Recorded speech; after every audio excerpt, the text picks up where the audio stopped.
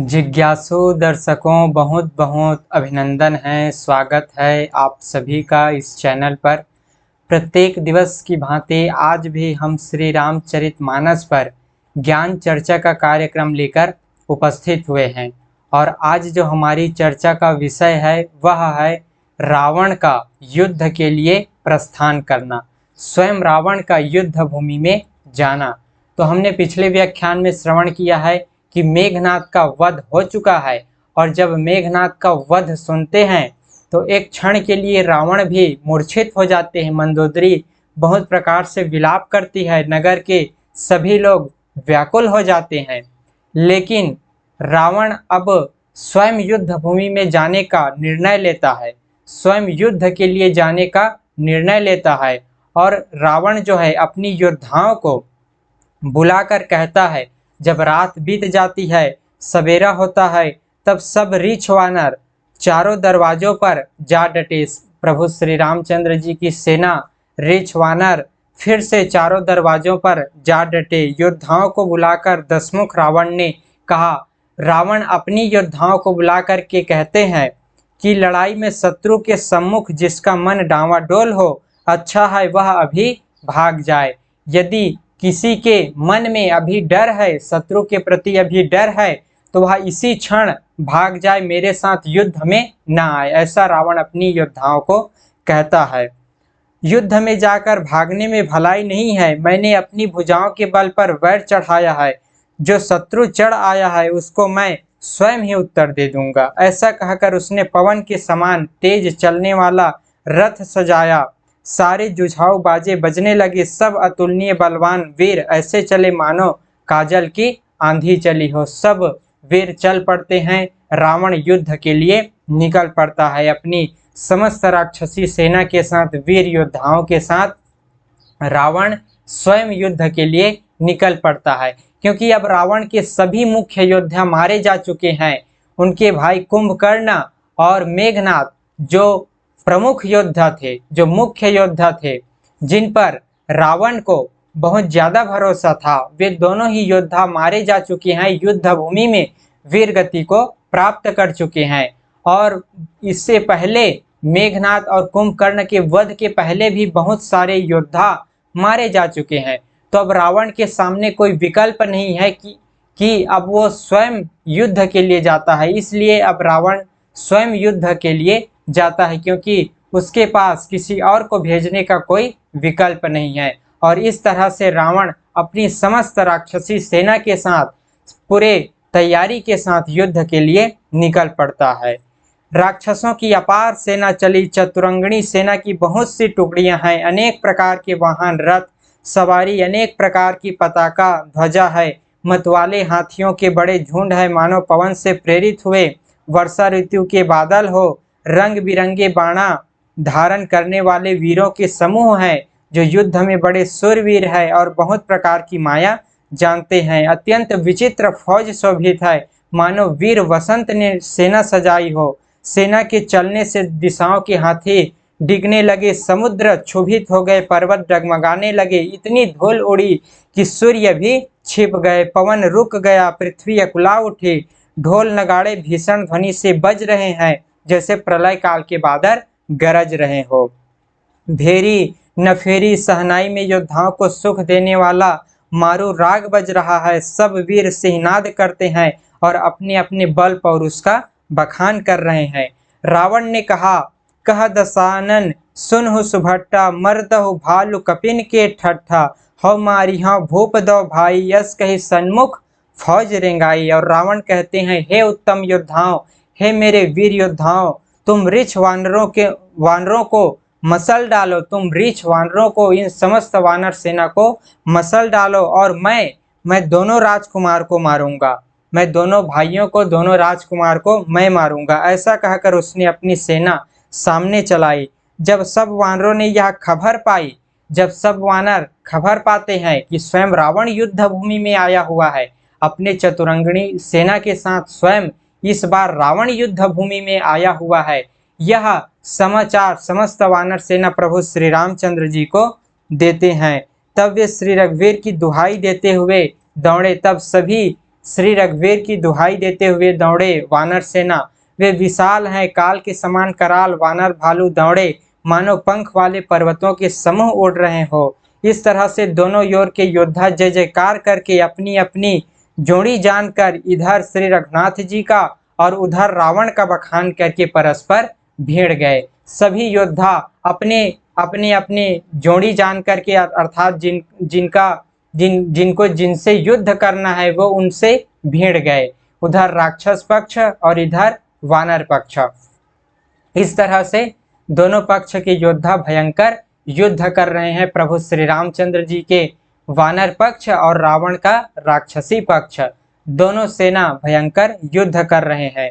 रावण को रथ पर और श्री रघुवीर को बिना रथ के देखकर विभीषण अधीर हो गए। जब विभीषण देखते हैं कि रावण तो रथ पर सवार है और श्री रामचंद्र जी बिना रथ के हैं, प्रेम अधिक होने से उनके मन में संदेह हो गया, वे बिना रथ के रावण को कैसे जीत सकेंगे। श्री राम जी के चरणों की वंदना करके वे स्नेह पूर्वक कहने लगे, हे नाथ, आपके पास न रथ है, न तन की रक्षा करने वाला कवच है और न जूता है, वह बलवान वीर रावण किस प्रकार से जीता जाएगा। ऐसा विभीषण श्री राम जी से कहते हैं। तो श्री राम जी कहते हैं, हे सखे सुनो, जिससे जय होती है वह रथ दूसरा ही है। मेरे पास जय नामक रथ है, विजय नामक रथ है। शौर्य और धैर्य उस रथ के पहिए हैं, सत्य और सदाचार उसकी मजबूत ध्वजा और पताका है। बल, विवेक, दम अर्थात इंद्रियों को वश में करना और परोपकार करना, ये चार उसके घोड़े हैं जो छया, दमा और समता रूपी डोरी से रथ में बंधे हुए हैं। ईश्वर का भजन ही चतुर सारथी है और वैराग्य ढाल है और संतोष तलवार है। दान फरसा है, बुद्धि प्रचंड शक्ति है, श्रेष्ठ विज्ञान कठिन धनुष है। निर्मल और अचल मन तरकस के समान है। मन का वश में करना ही और अहिंसा आदि यम और नियम ये बहुत से बाण हैं। ब्राह्मणों और गुरु का पूजन ही अभेद्य कवच है। इसके समान विजय का दूसरा उपाय और क्या हो सकता है। ऐसा प्रभु श्री रामचंद्र जी कहते हैं, हे विभीषण, इस तरह से जो संपत्तियां मेरे पास है उससे बढ़ करके और क्या रथ हो सकता है। मेरे पास तो स्वयं विजय नामक रथ है, क्योंकि मेरे पास इतनी सारी संपत्तियां हैं जिसके माध्यम से मैं विजय प्राप्त कर सकता हूं और इस विजय रूपी रथ पर चढ़ करके मैं रावण से युद्ध कर रहा हूं। इसलिए हे विभीषण, आप चिंतित न हो, आप जो है परेशान न हो, हमारी अवश्य ही जीत होगी। इस तरह से प्रभु श्री रामचंद्र जी विभीषण को समझाते हैं, हे सखे, ऐसा धर्ममय रथ जिसके पास हो, जीतने को कहीं शत्रु ही नहीं। ऐसा जो है जिसके पास ऐसा धर्ममय रथ हो, उसके लिए ऐसा कौन शत्रु हो सकता है जिसको जीता नहीं जा सके। अर्थात इस धर्ममय रथ पर आरूढ़ होकर, इस धर्ममय रथ पर विराजमान होकर हर शत्रु को जीता जा सकता है, सभी शत्रुओं को पराजित किया जा सकता है। हे धीर बुद्धि वाले सखा, सुनो, जिसके पास ऐसा दृढ़ रथ हो वह वीर संसार रूपी महान दुर्जय शत्रु को भी जीत सकता है। अर्थात ये जन्म मृत्यु रूपी शत्रु को जीत सकता है।